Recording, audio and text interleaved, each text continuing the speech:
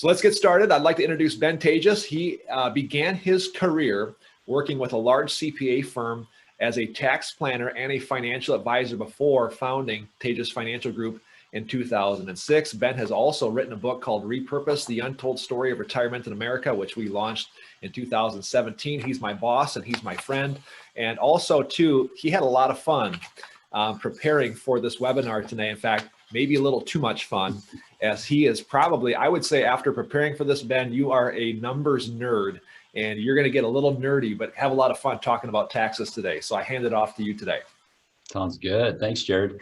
I did kind of nerd out on this, and some of you know my background is in income taxation when I did tax returns for a CPA firm, and I honestly can't see my job looking anything like it does today without that background. So I didn't see Ron Grusing's name on the call, but Ron Grusing has taught me so much over those 7 to 8 years. One of the things he taught me is I didn't want to stay with taxes because those hours got really weird, and there was long hours. And once it came time to have children and stuff, it just wasn't working. So I found my niche in the investment world, but still look at that background as both really just valuable with our work with our clients. So that's good. One of the things I'll note, I am no longer a tax advisor. I'm a financial advisor. So there's a difference there. I'm not a CPA. So the stuff we'll be talking about today is more general information. It's stuff that we want to talk with our clients about and to have the conversations about, and then have them go see their tax advisor to actually make and implement our plan. So this will be done in conjunction with several great CPAs that we already work with, but there is some major changes coming on the horizon, and we just want to make sure that you're prepared and ready. I also want to kind of qualify too, before even getting started, that taxation can be kind of a very political thing. It can also be something that we grumble a lot as people. I do a couple times, well, 4 times a year now when I make quarterly tax payments. And it's been maybe, I've been challenged recently to see maybe the problem of how it's being spent more so than actually paying the tax. And for me, trying to realize that, and I would encourage you all to look at taxation and the income taxes you pay as kind of a direct reflection on the blessing in your life. And that's hard to do. I struggle with that myself, but I think that doesn't mean we should try to pay more tax. But I think sometimes just coming at it differently and realizing that paying tax means we have been blessed and financially able to do those things. I even have a hard time just saying it, but it is the truth, and I do believe that. So what we're going to talk about today, of course, we've seen a lot of increased spending from our government in the last few years, and that can't happen without the other side of the equation, which is taxation. So we've seen some major tax spending plans, both proposed by current administration. We saw the American Rescue Plan, which was done. That was 1.9 trillion with the T. Then we saw the American Jobs Plan, which is still being talked about, and I'm not sure where they're at with all that, but that's 2.65 trillion, again, with a T. And then the American Families Plan, which is 1.8 trillion with a T. And it often comes up, well, what do we normally spend? I mean, is this normal? It's not. It's exceptionally large amounts of spending. And there's been times in the past we've spent that kind of money, but certainly this is unparamount in just how much money is being spent. So with that, of course, we get to taxation. And that's where I want to kind of pick up our presentation today. I'm going to share my screen here, if I can figure that out, so you guys can all see this PowerPoint as we work through it. So now you should be seeing a screen there. Maybe Jared, give me a head nod if that's looking good. Looks good, buddy. Excellent. So, I want to just walk you through several things today that will, really hopefully just change maybe your mindset on taxation, maybe just get you, just review four of the big tax proposals from the Biden administration. Though there's several more, we're not getting them all. We're gonna hit 4 of them. We're going to talk about how these changes can impact you as a retiree or a future retiree. And then maybe some changes and plans that we can do right away this year to try to really minimize that impact on your retirement plan. So the first thing, getting right into it, the tax rates and tax brackets. Now, they're not specifically talking about changing the brackets, but I do think that will happen over time. And the first big change is those tax rates. They're talking about, of course, raising the top marginal tax rate on individuals to 39.6%. So, when I look at that, guys, this is significant. And it's not only for the wealthy. And I think I'll show you that in a minute, kind of where they're talking about it's just the richest of the rich, and that may not end up being the case. So try to get just a background on what that means. So we talk marginal tax and this and that, and 39.6%. What do I actually pay, or you actually pay as a retiree? Of course, is different than that, I'm sure. But I want to get into really what historical tax brackets have looked like first. And I think just to give you a little history, this is where I was talking about I was nerding out over all this stuff, because I do like numbers. I did love statistics back in the day. And you go back to, this is a great resource that we can make available to any of you. And my sources will be at the end of the slides. But I pulled it up since 1992. And I'm not going to go through every year, but it's interesting to look at in 92 to 93, because that was the first time that really high first or last tax bracket came into existence in recent years. So for a while there, we were cruising along at this 31% over $86,500. And we're going to talk married filing joint a lot today, because I think it's just going to be simpler. If you're single or you're filing separate, of course, the numbers will be different, but I'll stick with that all day. But it's interesting to look at that 31%. And then that very next year, of course, with the Omnibus Budget Reconciliation Act of 93, we saw that introduction of those top tiers, right? The true wealthy tax, which started there. And that's what they're looking at going back to, that 39.6 rate on people. And now, of course, you'll see how brackets have changed. As I scroll through this, that's 93, we get back into 94. Okay, now look, 250, 256, 263 on that highest one. Notice the rates are staying the same, but the brackets are changing as we go up. And this slide goes all the way to 2013. And I'm going to stop there just for a second, because it's dramatic. Now I'll show you today's rates too, but look at there's a number of lower income brackets now. And then that highest bracket, of course, back in 13 was for people earning over $450,000. So kind of just looking at that, understanding some of that history is certainly important to see. Then you look at the historical tax rates in those years. Okay, so over the years, we've seen various rates, and I want to kind of show you that again, going back to that 1992, right into before the 93 to 2000, 2001, and that's really that first time you saw those extra brackets. It's pretty remarkable to see how things have changed, and more remarkable than that is where we're at today, and I'll go through that in a minute. But look at the numbers as to the tax rates. So we've seen them jump around a little bit throughout the years, and change quite a bit.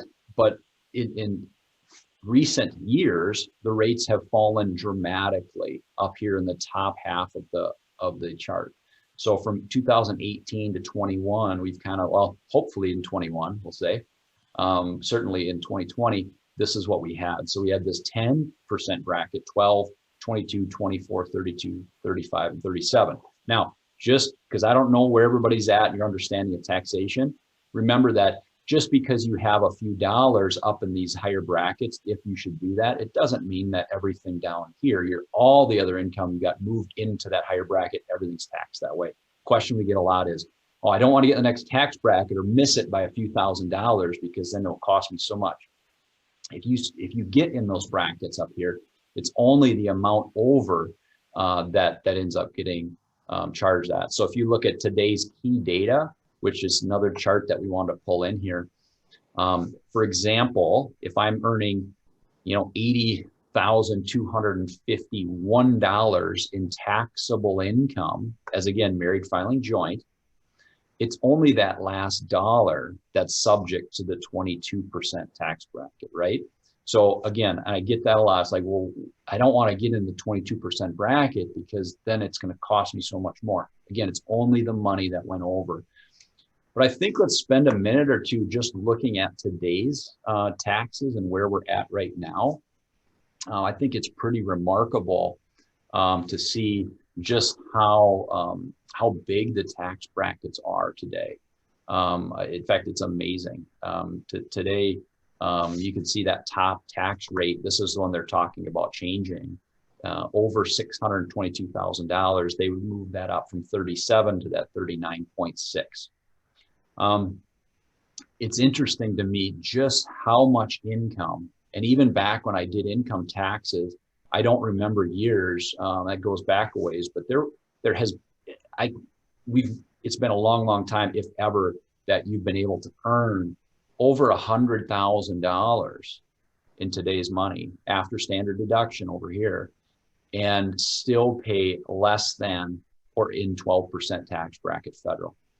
It's pretty remarkable just how low taxes have been. And interesting too, to hear people talk about, raising taxes just on this group here. So I think it's very interesting that we're cognizant of that. These things won't all stay the same down the road. Want to get into really quickly too, kind of what bracket creep. When I go back to this this chart on historical rates, look at how the brackets have changed over the years. It doesn't seem like a lot, but now we've got these high incomes at $450,000. It doesn't take too long to get back to, where it's almost half of that. So that's in the span of 10 years. So again, as we shift to higher taxes, we've got to be very mindful of what those brackets do as well, the income brackets and what they look like. And we can make some of this information, if anybody wants to nerd out like I did, available to any of you. But it is very interesting. Want to talk just briefly about, so we covered this, bracket creep a little bit. I think inflation, as money just does less, what that'll do, we'll get into that later. But let's talk about statistics and who pays the tax. I think it's important. My daughter right now in school is in statistics class. She's loving it. It was one of my favorite things in college was statistics. I always find it's interesting both what they show us, but also it's pretty interesting what they tend to hide. And that's one thing I told my daughters: don't just look at the statistics that are in front of you, but look at what they're trying to hide as well. And we saw in recent discussion from the president's office where Biden had said something along the lines of that everybody should pay their fair share, and we should get back to, at least when Bush was president. Okay. And he referred to 2001. Okay. And I think it's really interesting that that comment was made, and I don't want to get too political, but I feel like, hey, if Bush had it that way, it's all okay and it's going to be fine. Okay. Maybe trying to get the more conservative Republican on board. It didn't for me because I know that the actual 2001 years was actually still more to do with the Clinton tax changes from the omnibus budget reconciliation, it's hard to say, Act of 1993. Okay, so that goes back a ways. And again, what was interesting, I'm going to go back to that history. What was going on in 1993? The Omnibus Budget Reconciliation Act of 1993. That thing has also been called historically the Deficit Reduction Act of 1993. So I think in your mind, you should be starting to think to yourself, are we running big deficits today? What is very similar to that time? Just hearing that should make you think there will be tax law changes coming, and it will not just be the wealthiest. No matter what they say, it'll impact us all. Okay. So I want to point this out because I think it's really interesting. Go over here. The statistics on who pays the tax is really interesting. So what you're seeing here, I want to make sure I take enough time to show you guys this chart in its entirety. All of this information, when I talk statistics, came really from the Statistics of Income group, which, by the way, was created back in 1916. Okay, that was part of our government saying we need a group. And by the way, you can find on the IRS website all their work going back to 1916, all the tax records, everything is there. Their job is really to watch and enforce and to not enforce, but watch these statistics as they change. So what you're looking at here, numbers directly from that website, from the IRS website. And I want to correspond when Biden said 2001, get back to, everybody paying their fair share, what that actually looked like back in 2001 for people. So what you see here is total tax revenue for the United States of America back in 2001. That's this number. And that's not millions, that's actually in thousands of dollars. So when you start talking those numbers, just think of these percentages more than the dollars, but that's the total tax revenue in 2001. That's the total tax revenue in 2010. That's the total tax revenue in 2016. Pretty remarkable to look at who paid the tax. So here's income earners. If I adjusted gross income going back, and look at this. So under $50,000, those are the percentages of the income. And it might say zero. That's because it's less than 1% due to rounding errors. That's how small of tax. And I'm not saying this right, wrong, or anything. I'm just giving you numbers here. But there's a very, very small amount of tax paid until we get into what I call kind of the sweet spot. And this is why I don't believe it will only be the wealthiest of Americans that will pay this back. Even going back to 2001, which the goal, according to our current administration, was let's get back to everybody paying their fair share back in 2001. This is crazy. Look at this, the $50,000 to $75,000 earners, 13% of all tax paid is paid by them. 75 under 100, 11%. 100, and you can keep going down. It's 13, 11, 21, 15, and 8. Now let's get back up to the really, really wealthy folks. 3, 2, 5, 2. There's just not that many people there and not that many taxpayers to make that up, okay? Let's correspond that. And I did summarize it down here. So what I added was this column, this column, this column, and down here so we can see it in summary. The numbers came right from their website. Paid by under $50,000, 14% of all tax. Paid by over $1 million was 18%. Here in 2016 and last year, the numbers weren't much different. Actually, the poorest of Americans were down to 5%. The wealthiest up to 26%. So if we really do want to go back to these tax, the way it was working back in 2001, I think that could be a real problem. So again, maybe some fact checking from our administration, but also just a reminder for you to realize that it isn't always the wealthiest that paid the tax. It can be most everybody. So some statistics there that I wanted to make sure right off the bat you could see, because I think so many people today, they're like, well, it's just the wealthy, let's tax the wealthy. First thing is, if you live in America, we are the wealthy, regardless of where you fall on this chart. Second thing is, the wealthy is going to be continually redefined over time. And I think this shows you that this kind of work is going to happen where we're going to end up paying more tax across the board. So I want to move past this a little bit. That's the first. I did spend a little more time on that tax change because I think that's the one that's getting most of the talk in the press, is like this highest tax bracket, again, for the wealthy earners. And I think statistics are saying one thing, our government's saying another, and we're just trying to figure that all out today. But I can't stress it enough that if you go back and look in history and taxation and who's actually been paying the tax, it gets pretty interesting, okay? The second thing that I know might not sound like it'll impact a retiree is corporate taxation. Another big thing that they're talking about doing is raising the corporate income tax rate from 21% to 28%. Some would say, I don't care, it's a big corporation. Well, start to think about where your money's invested then. What do corporate earnings look like? Okay, that's a reflection of taxation. How about wage rates in the overall economy? That can be a reflection on taxation. So if we tax corporations higher, and I'm again not saying that you shouldn't tax them at all or it should be higher or lower, but that the reality of it is that we will probably see potentially lower wages because that's passed on to the worker. And then also probably this last one, which I think for a retiree, I'll cover more of this later, should be one of the most significant things you look at. And that is inflation and taxation. When companies, when we see higher taxation within companies, we generally can tend to see higher expenses across the board. They pass it on to somebody. Guess what? That's you guys. So I think it's really important to remember corporate taxes may actually have a bigger impact on you than what you think. Okay.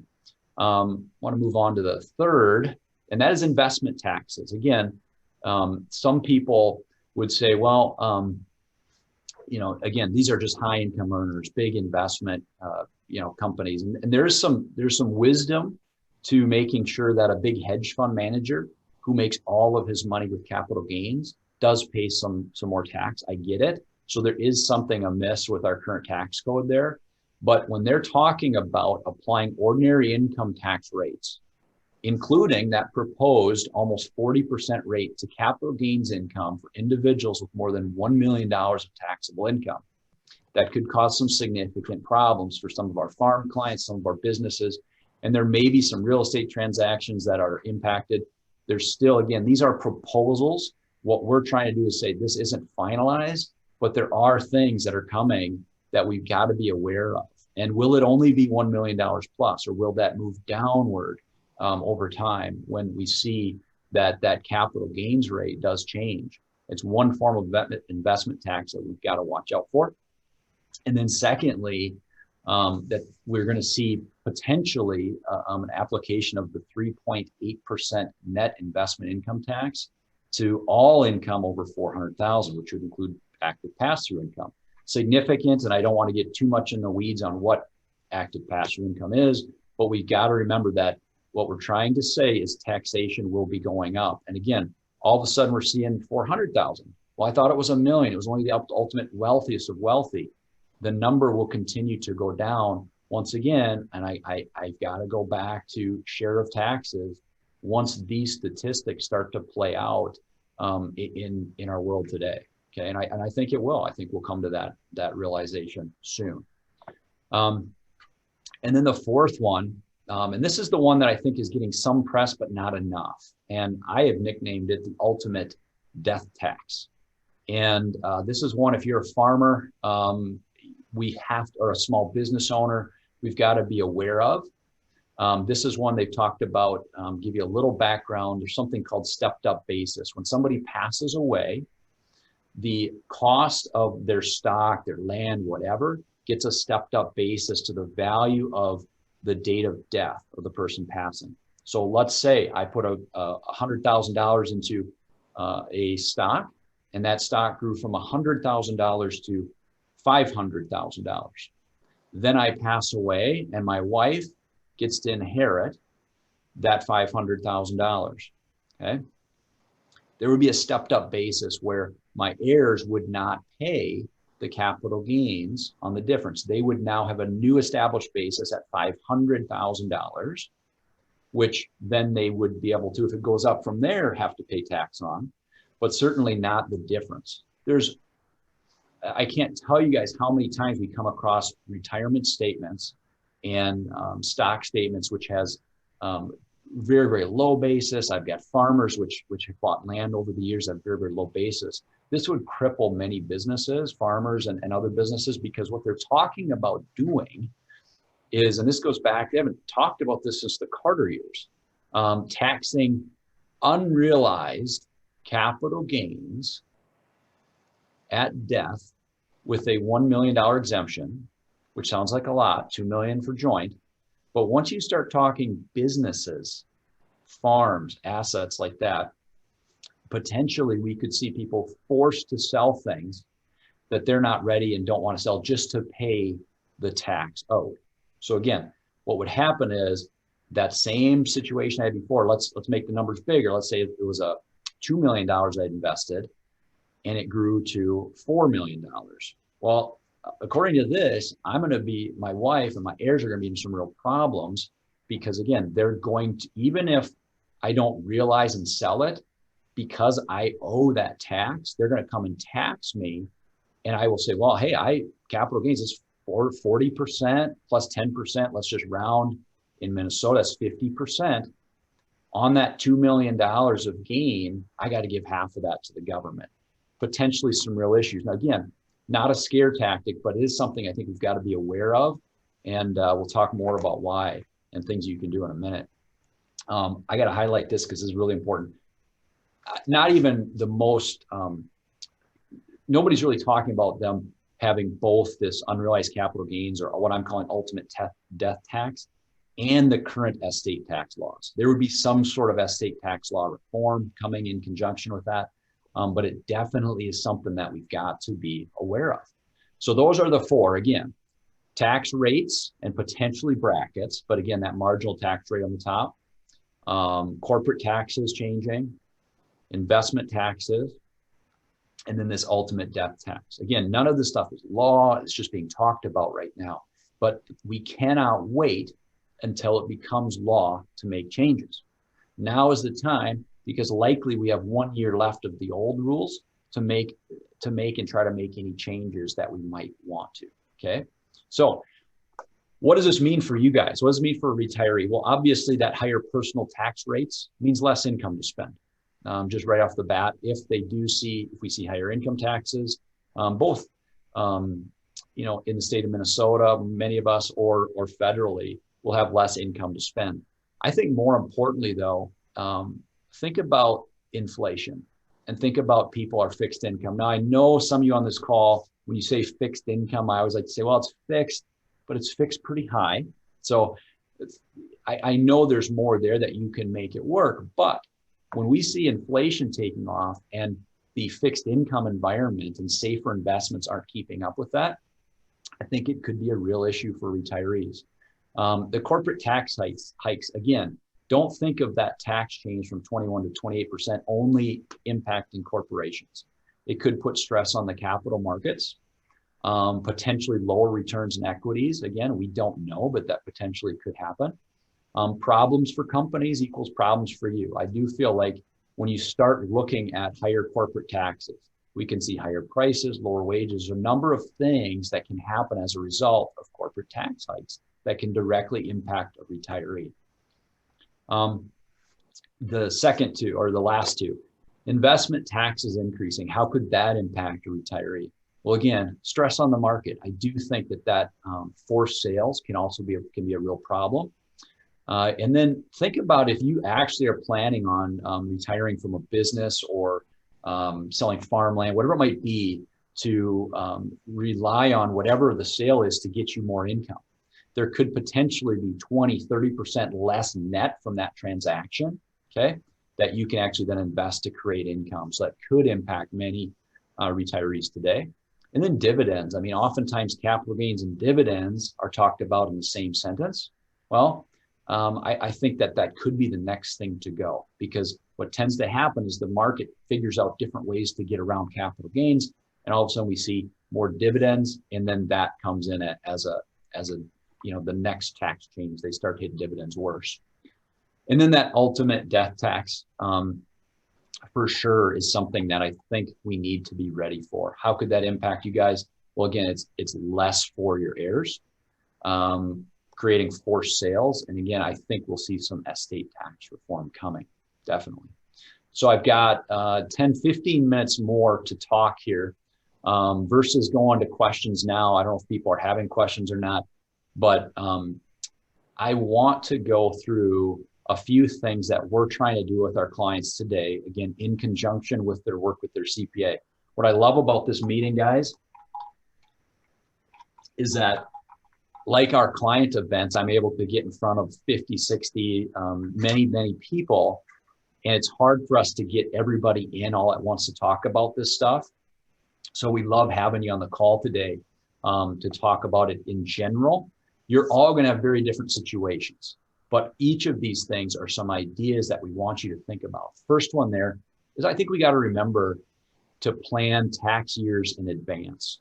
Don't just think, well, today we're going to pay this tax, next year will be different. I've got to be looking ahead years. I got to be thinking, oh, when I'm 72, I'm going to have to take some money out of that retirement account, which will tax my Social Security heavier, which will then have a result on this and that. It all's kind of tied together. So we need to look long term whenever we're talking taxation. And with that long-term conversation, we have to be looking at potential higher tax rates for everyone down the road. Okay. So I think that's a really important place to start, is that you remember, don't just plan this year, next year, think 5, 10 years down the road. There's some legislation or some talk, and they're getting some headway on potentially expanding that RMD number out further. We'll see. And actually moving it out more towards 75 over the next 10 years, it could move in that direction. I don't see that necessarily as a positive thing.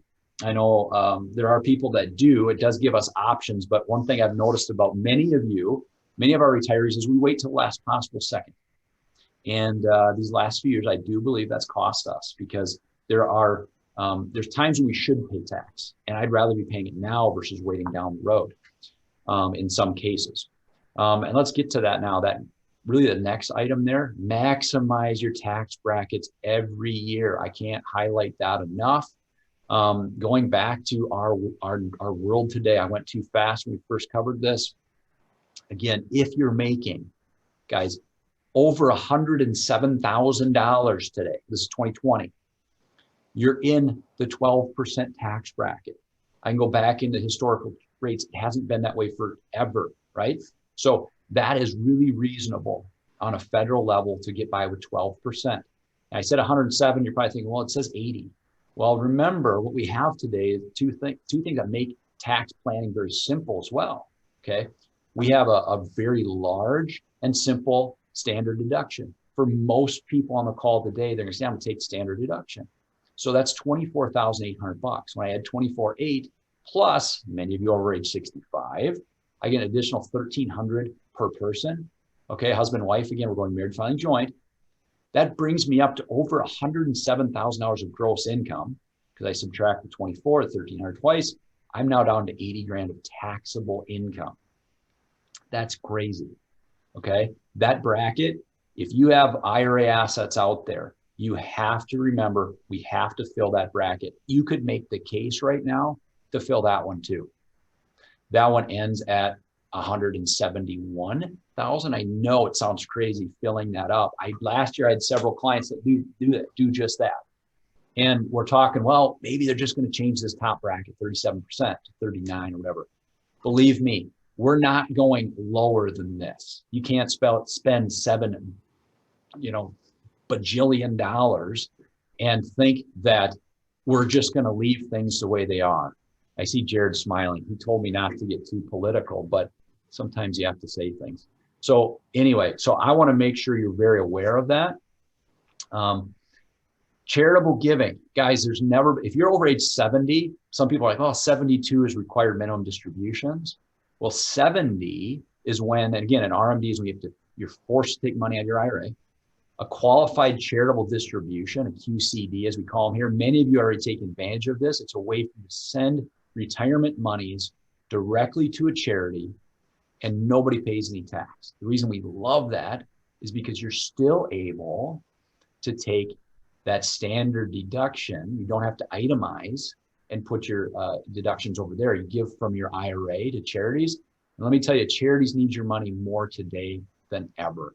It's absolutely a great time to be very charitable. And I do have a belief that this individual, people on the call today, people living from your generation will give away your money that you've been stewarding better than your kids will. So be active and just utilize the tax benefit, if nothing else, of being charitable in these years. This next item, Roth conversions. And you see on here, I put IRS Jackpot. I actually found a slide. Again, this goes back to the IRS website. The Statistics of Income group put this slide together, hidden back in the annals of the website. and you'll see it across the top of my screen here. There it is. The IRS Jackpot.pdf. It's in there. Now, I did rename it to the IRS Jackpot, but I feel like the IRS knows and is very ready to tax all your retirement assets. So what you have here, this is in billions of dollars, okay? So by the way, when you take thousands of billions, you get trillions. There's over 35 trillion, or nearly by now. That was Q4 of 2020. They have all those numbers. They know exactly what people have in their retirement accounts. So if you have IRAs, that's the total. And most of our clients make up pretty much a good chunk of that trillion, right? But you see that number, that's just regular traditional IRAs.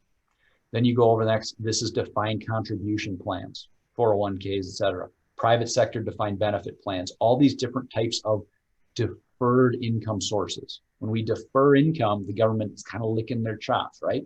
And look down here. They've never licked them so well as right now, $35 trillion in money that needs to be taxed. And they're talking about delaying it a little bit. We'll let them wait a little bit longer, right? That's because there will be changes coming in how they're taxed. And we're just kind of getting ready for that. And I think you need, as clients in retirement, be ready for that. So what do you do about it, right? Well, Roth conversions. Let's not let the IRS get that all at such high rates. I know there's people on the call today that when they look at their tax situation, jumping back to here, they left room on the table here, okay? And the IRS said, well, it's a required minimum distribution. I can wait till 72. Let's wait a couple of years. Well, those last couple of years cost us room in those brackets, right? So we have to fill up some of these lower brackets because they will change. They're never going to get lower. They're only going to go up over time. A couple things to think about when you're doing those. And again, we would work with you on that. If you're on the call today, we got to watch taxable Social Security and be ready for higher taxable Social Security down the road. I'm not going to get into how that works, but I think it's something that we do have to watch out for as we're doing Roth conversions. And then also Medicare income, there's some rates, and when you have too much income, they can tax you higher. Other things we got to watch out for. I personally would pay a little bit additional Medicare tax in order to get some of my money out of the IRS jackpot and into my Roth IRA. Remember, those Roths, once that money's in there, entirely tax-free from that point forward. So hypothetically, we have a 10% drawdown in the US stock market, 15% in the course of this year. Let's say it happens. That would be an ideal time to say, let's take some money, move it from the IRS jackpot or your IRA and move it into a Roth. Pay some tax now, because when it rebounds again, like it did last year, that growth will come outside of that traditional IRA. Next item there is reviewing capital gains. So again, this, there's room for some people to pay zero capital gains right now. Go back to that key data sheet again. Tax rates on long-term capital gains and qualified dividends. If you're married income, if you're in that bracket, 80 grand, okay, if you're following your taxable incomes below there, 0%, take some of it. It wouldn't hurt, okay? Do it in conjunction with your CPA. I'm not telling everybody on the call, just blanket, sell everything, take capital gains, but at least know that that's there potentially yet this year. If it's over that number, jump to 15 still, who knows what that'll look like. But 15% is probably not the end of the world. You need to be working with your CPA, your advisor, to know kind of what assets are out there that you're going to have to sell over the next 5-10 years. Again, long-term tax planning, so we know what we're paying today. Okay. Next point here, and I love this: transfer your wealth now. I love this. I saw Dad, Mom, you guys are on the call, right? Actually, I don't even think I don't think they signed up, because they called me earlier today. It's my birthday coming up a few days, and they invited me out for lunch. And we're going for lunch tomorrow. And I said, I got something today. And so I don't think they're on the call, but if they were, I definitely want them to highlight. I don't highlight this a couple of times. I don't want your generation to build an estate plan. An estate plan happens like when you die, right? Like when you die, this is where it goes. I want you to build up a wealth transfer plan. whether that be charity or your children. And my folks, hopefully it's children. But you have to start that now and look at it as part of a plan, right? You can give $15,000 plus per individual right now and not have to worry about any of that. We need to start doing more of that. Your kids are going to like it more. The charities can use it now. There's tax benefits in doing it today. I love seeing clients who are utilizing wealth transfer plans today and not waiting too long. Because I know that there's a time coming when that will look very different as far as our taxation. I just know that. And I would much rather have a wealth transfer plan working with a client to, I'm not telling you to die with your last cent being, basically run out of money. But I think there's something to say to your generation, which is why you're on this call today, which is why you have the wealth you have. You've spent less than you earned over the years. You've been great savers. You've been generous. My generation has some of that. The generation below me has even less of that. So if I'm you, I want to see my kids, what they're going to do with this money. I would love to see charities enjoy the money. So again, let's start building wealth transfer plans together. And again, plan for what's next, not just react to what's next.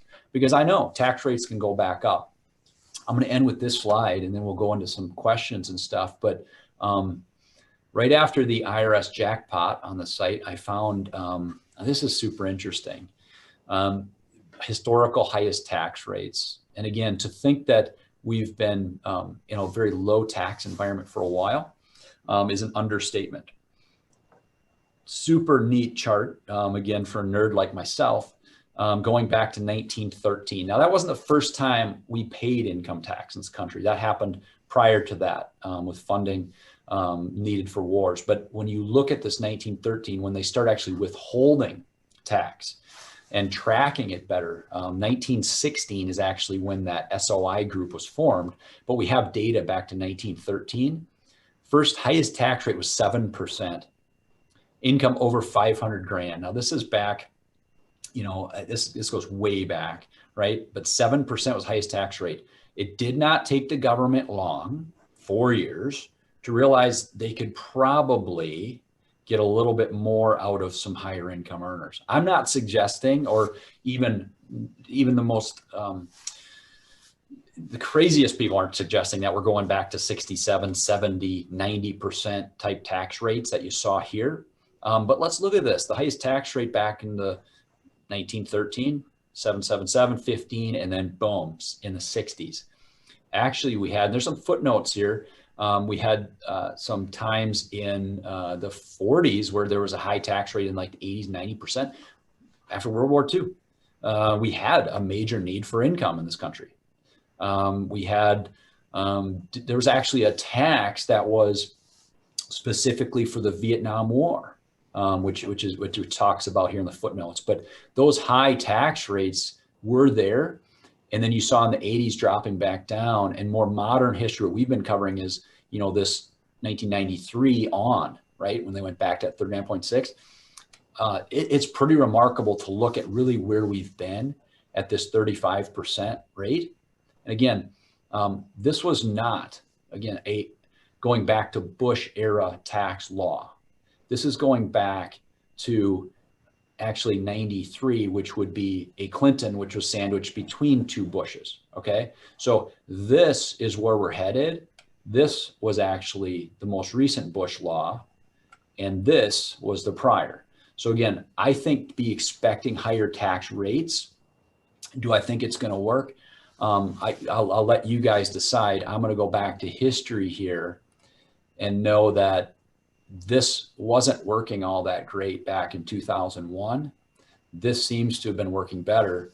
But again, when you look at taxation, either way you slice it, people in the middle are going to be paying more tax. And that's most of the people on this call fall somewhere in here.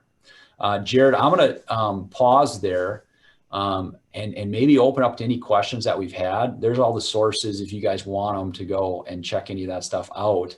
Again, I have so much fun preparing for this. I'm not a history buff, but I am a numbers nerd, and it was a lot of fun. So any questions we've had, I had to go kind of fast. That's my one thing. I think this is a 2-hour seminar, which would bore most of you to tears. But any questions that have come up, Jared? Yeah, well, first of all, Ben, I think you did a great job using generally a boring topic like taxes, and I found it very interesting. So I appreciate that. I like how you really hammered home just the significance of how low our taxes historically are today, and how almost with a fair amount of certainty you can guesstimate that it's not going to be just one class of people that's going to be paying for this. It's going to be everybody, and how that affects retirement. So I appreciate that. We do have one comment from the chat, by the way, as Ben and I are just talking here. If you have questions, enter that in the chat. We've got just about 5 to 10 minutes left here. So if you have a question, go ahead and put that in the chat now. But we do have one question. What is the income limit to employ a Roth IRA conversion? Huge topic and a huge strategy right now this year. You're talking conversion, not contribution. Roth IRA conversion. There is not one.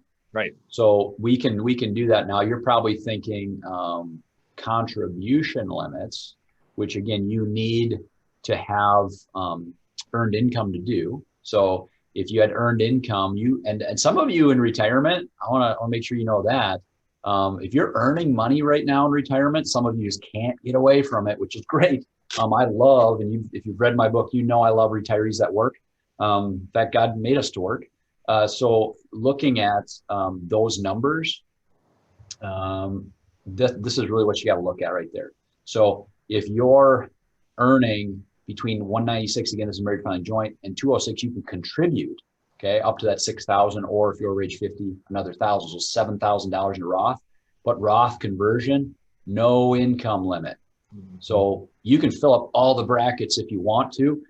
We'd want to work real close with you on that and make sure you understand what you're doing. But I do think there's some makes some sense to do some of those both contributions if you have earned income, but then also conversions for sure. Honestly, as I learned more about this, Ben, I found it fascinating that you have contribution limits every year that you have, and there's no limit on the conversion. And technically, you kind of call that a backdoor Roth.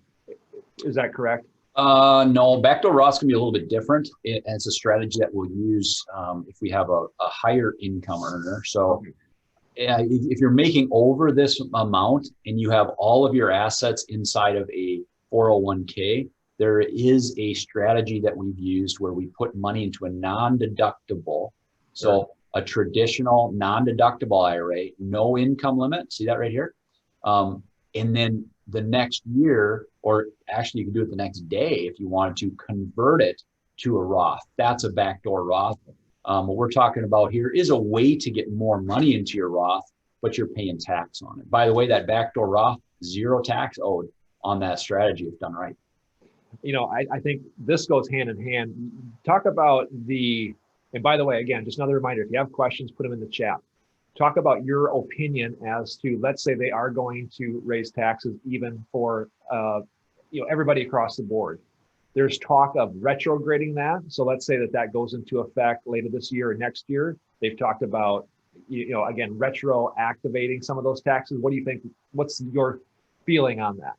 Yeah, I mean, I asked actually my CPA that question. I said, did they ever go back? Like if it's like, let's say, it's December, and they're like, yeah, by the way, we got everything passed. Let's go back to January 1st. Highly unlikely that would happen.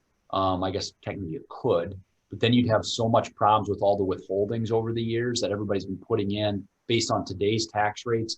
I think that would be political suicide, but it could happen, but unlikely. I think a question we do get a lot is when you talk retroactive, and what could happen is, could the government at some point say, hey, we're going to start taxing Roth IRAs? That's something, again, we plan for what we know today. Again, highly unlikely situation, unconstitutional really for them to do that. There is it's the 16th Amendment, right, that allows taxation.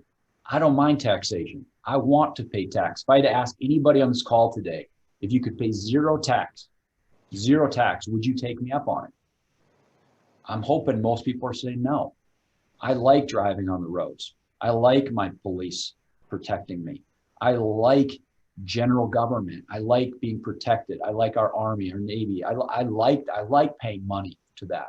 Okay. So we want to pay some tax. There needs to be some tax there. It's just, we have to balance it out with what's, I guess too much for our economy to handle.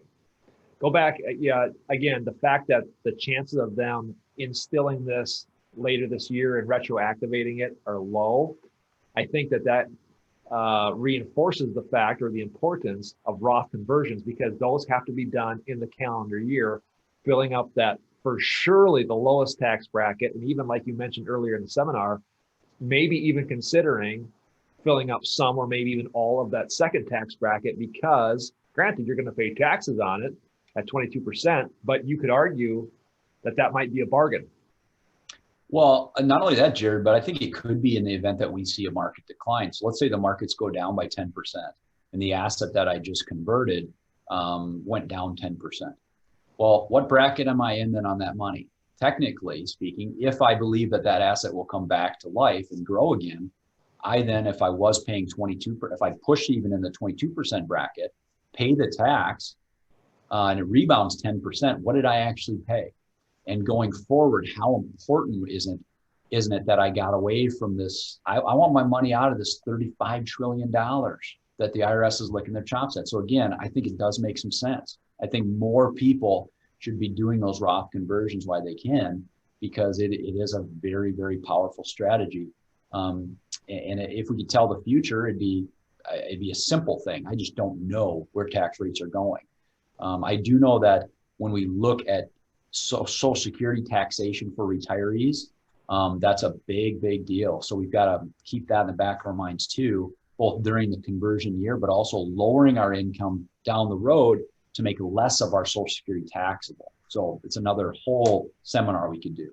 Got another question here on the chat. How does it factor when you have a simple IRA plan? Can I shift money over with the Roth conversion? Short answer is you can. Depends though.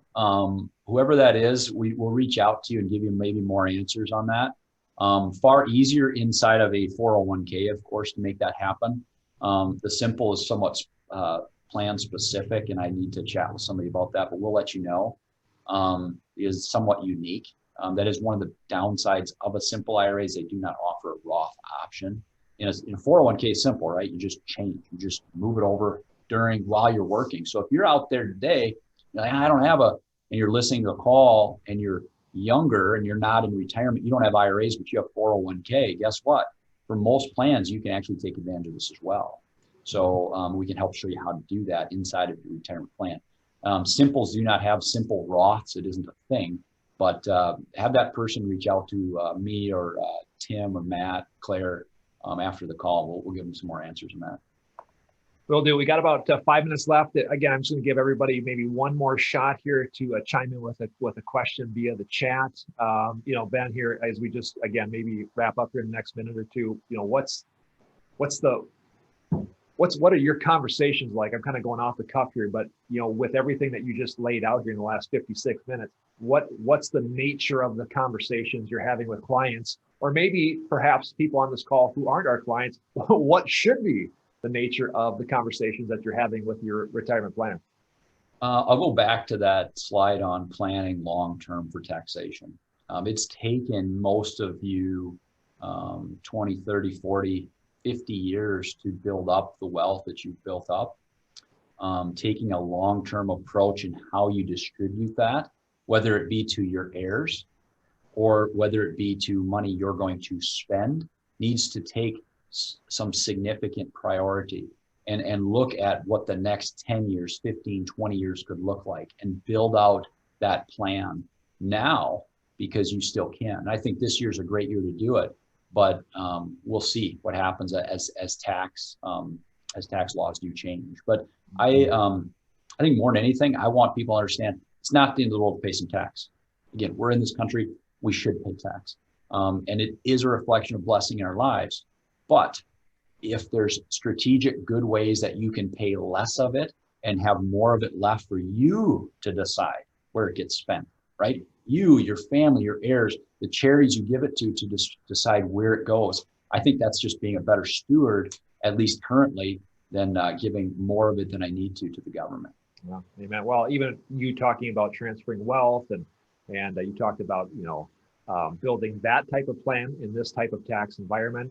Just a little teaser for everybody on this call. Probably the next live event that we do online, probably in early summer, is going to revolve around that, and Ben will be the guy on that call as well. So stay tuned for more events like this. I hope that you found some value out of this here today.